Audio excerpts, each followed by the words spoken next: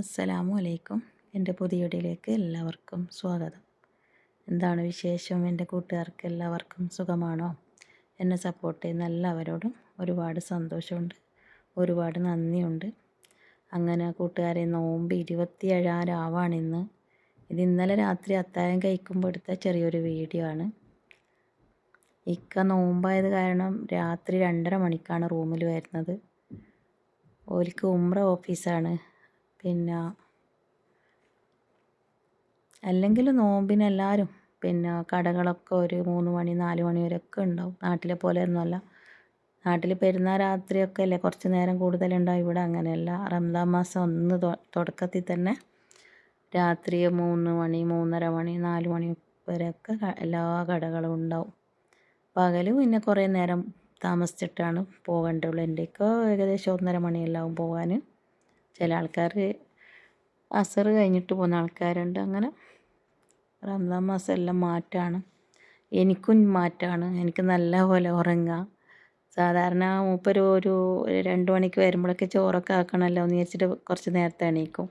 ഇപ്പം ഞാൻ 2 മണിക്കാണ് ഉറങ്ങി എണീക്കുന്നത്. പിന്നെ ലോഹർ നിസ്കാരവും കുളിയൊക്കെ കഴിഞ്ഞ് കിച്ചണിൽ ഇറങ്ങുമ്പോൾ ഒരു ഏകദേശം ഒരു 3 മണിയാവും. എന്തെങ്കിലും 2 കടി ഉണ്ടാക്കുമ്പോഴത്തേക്ക് എന്താവും, ബാങ്കും ആവും. നോമ്പൊന്നും ഇവിടെ അറിയലേ ഇല്ല. നല്ല സുഖമാണ് എനിക്ക്. റംസാൻ മാസം ഇവിടെ എനിക്ക് നല്ല ഇഷ്ടമാണ്. ഇന്ന് പിന്നെ ഞങ്ങൾ നോമ്പ് തുറയൊന്നും ഉണ്ടാക്കുന്നില്ല. കാരണം ഇന്ന് എൻ്റെ ആങ്ങളയുടെ ആണ്ടാണ്.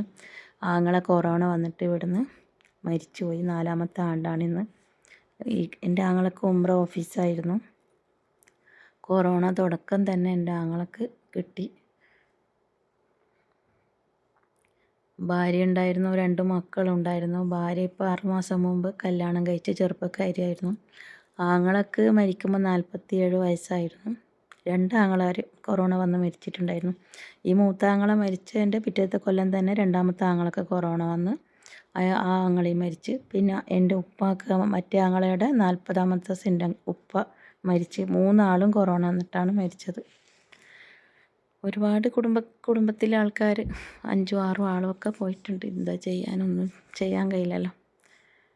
അങ്ങനെ ഞങ്ങൾ ഖബർ സിയാറത്തിന് വേണ്ടിയിട്ട് പോവുകയാണ്.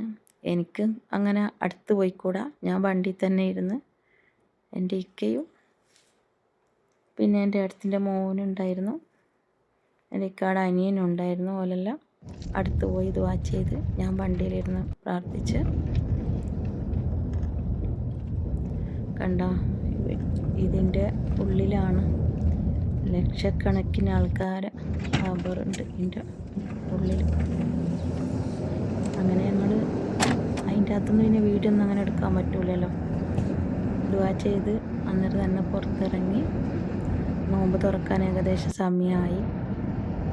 അങ്ങനെ റൂമിലൊന്നും ഉണ്ടാക്കിയിട്ടൊന്നുമില്ല. ഹോട്ടലിലേക്ക് നോമ്പ് തുറക്കാൻ വേണ്ടി പോവാണ്. നോമ്പ് തുറക്കാൻ പോയി നോക്കുമ്പോഴേക്ക് ഹോട്ടലിൽ അങ്ങ് കയറിക്കൂടാ. അത്രക്കും തിരക്ക്. ഞങ്ങളെന്ത് ചെയ്ത് ജ്യൂസും ചെറിയ കടികളൊക്കെ വാങ്ങിയിട്ട് അവിടെ പുറത്ത് നിന്ന് കഴിച്ച്. കാരണം ബാങ്ക് ഏകദേശം ഞങ്ങൾ ഇവിടെ നിന്ന് ഇറങ്ങുമ്പോഴൊക്കെ തന്നെ ബാങ്ക് കൊടുക്കാനായിട്ടുണ്ടായിരുന്നു. ഒരു 5 മിനിറ്റ് മുമ്പാണ് ഞങ്ങൾ. പിന്നെ കുറേ ഹോട്ടലിൽ നോക്കി നടക്കുമ്പോഴേക്ക് എല്ലായിടത്തും അങ്ങനെ തന്നെ ഉണ്ടാകാമെന്നും പറഞ്ഞിട്ട് അവിടെ നിന്ന് നോമ്പ് തുറന്ന് ഞങ്ങൾ.